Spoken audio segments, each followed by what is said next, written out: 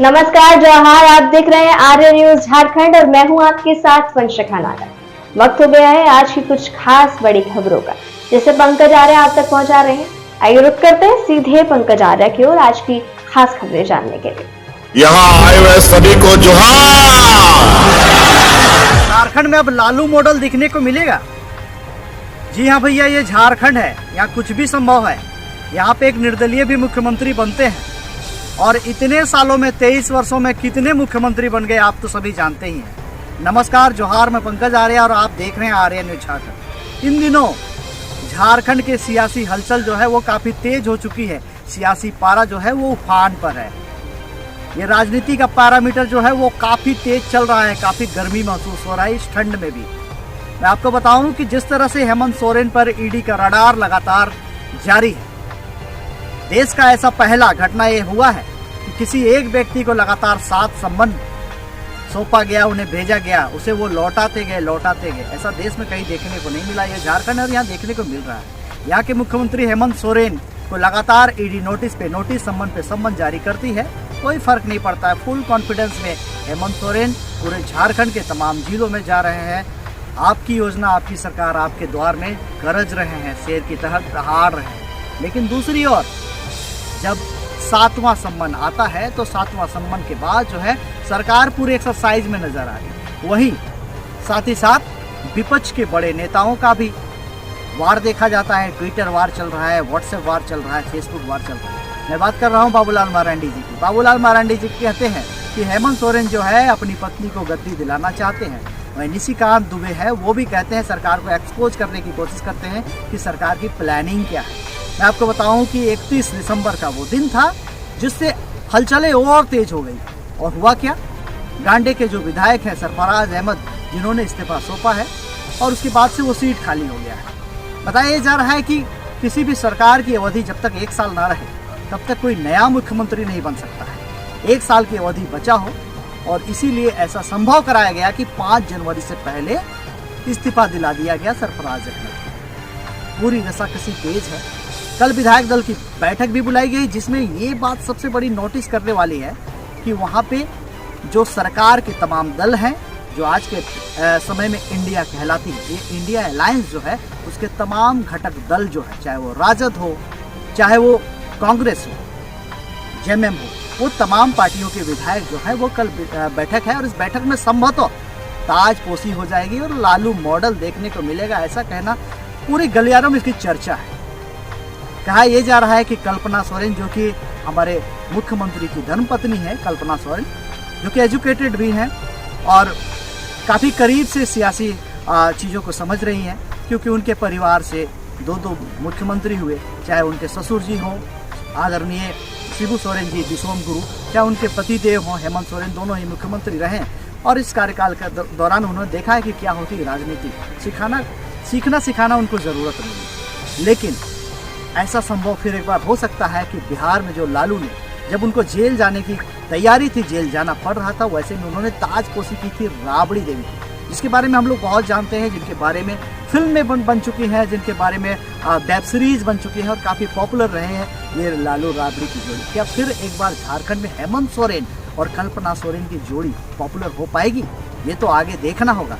फिलहाल ये देखा जा रहा है कि आज भी देखा ये गया कि मुख्यमंत्री आवास में कई गाड़ियों का आना जाना, लगातार वहाँ पे हलचलें तेज रही। कई पदाधिकारी भी इस दौरान वहाँ पे पहुँचे और ऐसा संभव है कि लगातार जो है भाजपा जो है वो जेएमएम के मुख्य नेता कहें और साथ ही साथ झारखंड के मुख्यमंत्री पर ये प्रेशर बना रही थी। ऐसा कहना है कि गलियारों से पता चल रहा है, अंदर खाने से पता चलता है कि भाजपा प्रेशर बना रही थी कि किसी तरह से हेमंत सोरेन बैकफुट पे आ जाए और जिसकी वजह से लगातार ईडी का जो है बम फोड़ा जाए। लेकिन क्या ये भाजपा के लिए उल्टा दांव हो सकता है? जी हाँ दोस्तों, मैं आपको बताऊं, कुछ आंकड़े ऐसे बता रहे हैं, क्योंकि आज ये स्थिति है कि झारखंड में आदिवासी चेहरा के रूप में हेमंत सोरेन को जनजातीय समुदाय के लोग बड़ा चेहरा के रूप में देखते हैं। वो मुख्यमंत्री, अगर उनकी गिरफ्तारी हो जाती है, अगर उनका इस्तीफा हो जाता है, ऐसे में क्या जो है वो आदिवासी समुदाय के लोग लोकसभा चुनाव से पहले, विधानसभा चुनाव से पहले गोलबंद हो जाएंगे जेएमएम की तरफ।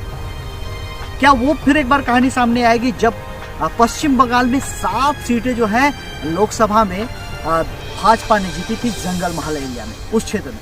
लेकिन जैसे ही विधानसभा के चुनाव होती है, हेमंत सोरेन उस क्षेत्र में प्रचार करते हैं। वो संथाल परगना से सटा हुआ क्षेत्र है, वो उस क्षेत्र में हेमंत सोरेन प्रचार करते हैं तो वहाँ भाजपा का सुपड़ा साफ पड़ता है। तो कहीं ऐसा उल्टा दाव न पड़ जाए कि अगर मुख्यमंत्री हेमंत सोरेन को इस्तीफा देना पड़ा, गिरफ्तार होना पड़ा, तो ऐसी स्थिति में शायद ऐसे हो सकता है कि आदिवासी जो समुदाय के लोग हैं वो भाजपा से कर सकते हैं। इस बार बड़े जोर शोर से आदरणीय प्रधानमंत्री नरेंद्र दामोदर दास मोदी की तरफ से उली हाथों वो पहुंचे और जनजातीय समुदाय में ये संदेश देने की कोशिश की कि भाजपा भी उनके साथ खड़ी हुई है। लेकिन क्या हेमंत सोरेन की गिरफ्तारी अब तक हो सकती थी?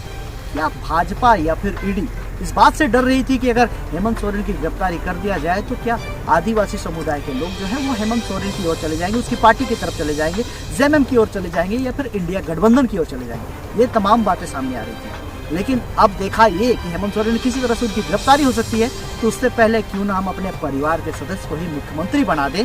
और इसके लिए एक पिच भी तैयार कर दिया गया सरफराज अहमद को इस्तीफा लेकर।